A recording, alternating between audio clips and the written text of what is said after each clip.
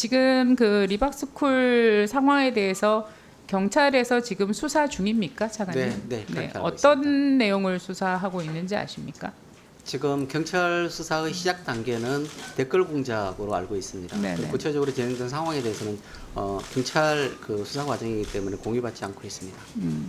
이 상황을 이제 보면 이제 그 이제 야당 그 지금 이제 민주당 의원님들이나 주장하시는 거는 이제 첫 번째 쟁점이 잘못된 역사관을 주입시키는 교육을 하고 있다.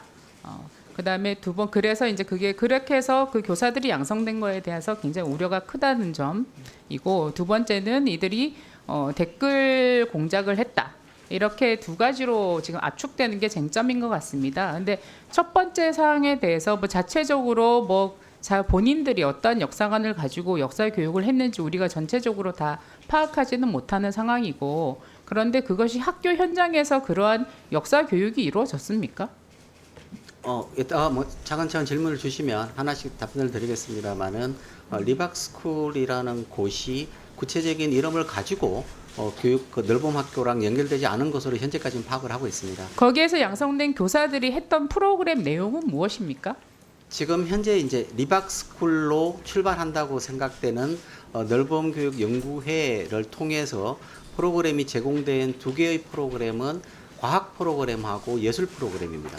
과학 프로그램과 예술 프로그램에서 지금 우리 존경하는 김준영 의원님께서 굉장히 우려하셨던 소위 말하는 편향된 역사관 교육이 일어날 수 있습니까? 과학 실험 교육인가?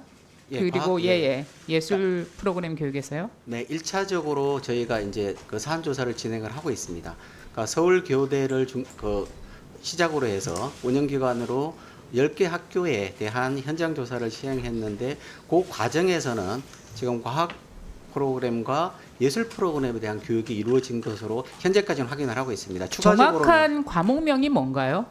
네, 두근두근 신나는 실험과학, 저희 보고자료 1쪽에 네네. 두근두근 신나는 실험과학하고 오감으로 느끼는 그림책, 요 두 개의 교육과정입니다. 첫 번째 쟁점일 수 있는 잘못된 역사관을 학교 현장에 주입할 수 있다는 우려에 대해서 두근두근 신나는 과학 실험 교실, 그리고 오감으로 느끼는 뭐 수업, 미술 교육, 여기에서 과연 역사관을 주입할 수 있는 그러한 수업이 이루어질 수 있을까라는 거에 대해서 상식적으로 별로 납득이 저는 되지는 않습니다. 그렇지만 현장에서 이러한 것에 대해서 항의가 있었던 적이 있습니까? 네, 현재까지는 그러니까 저희가 사실관계를 확인해가지고 학교 현장 방문을 한 결과에서는 교육이 직접 역사교육과 관련된 교육은 현재까지는 확인을 못했습니다. 다만 이제 그거는 교육이 실제로 이루어진 것에 대한 학생이나 학부모님들의 의견을 저희가 확인을 해야 되는 절차를 저희가 거칠 예정입니다.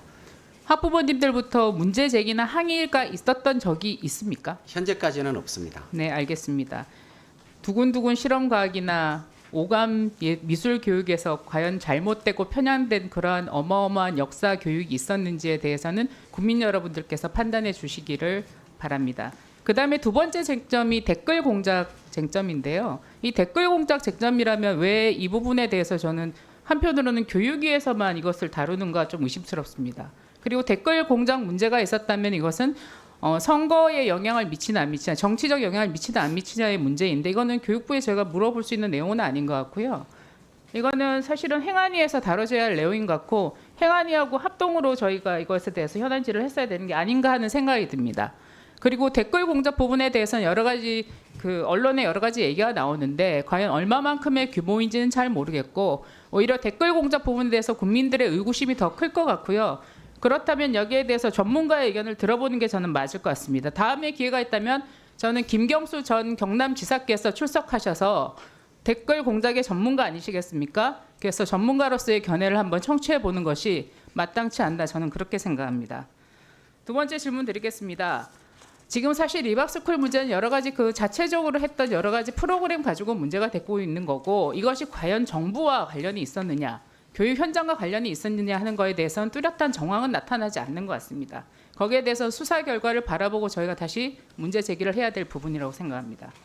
다만 사실은 더 심각한 문제가 이게 참 기사를 보고 제가 너무나 놀랐는데요. 이 청양의 고등학교 학폭 사건, 4년 동안 학생이 이 친구들로부터 동급생을 4년 동안 상습적으로 괴롭히고 금품 갈취에 신체 결박에 강제 촬영까지 어떻게 이런 일이 4년 동안 진행됐는데 모를 수가 있습니까? 차관님 진상조사해 보셨습니까?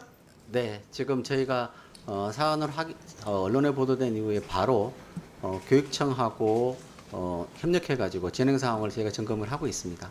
구체적인 사실관계에 대해서는 지금 1차적으로는 교육청이 조사를 하고 거기에 따른 조치를 취하는 단계입니다만은 의원님께서 말씀 주신 대로 4년간이나 지속된 이러한 학교 폭력이 지금까지 저희가 마련했던 많은 제도와 노력에도 불구하고 방치되고 학생이 피해를 받고 있었다는 것에 대해서는 매우 안타깝고 매우 죄송스럽게 생각합니다. 저희 이 부분에 대해서 매우 엄중하게 생각하고 사실관계 확인이 우선입니다만은 매우 엄중하게 보고 사안을 확인을 하겠습니다.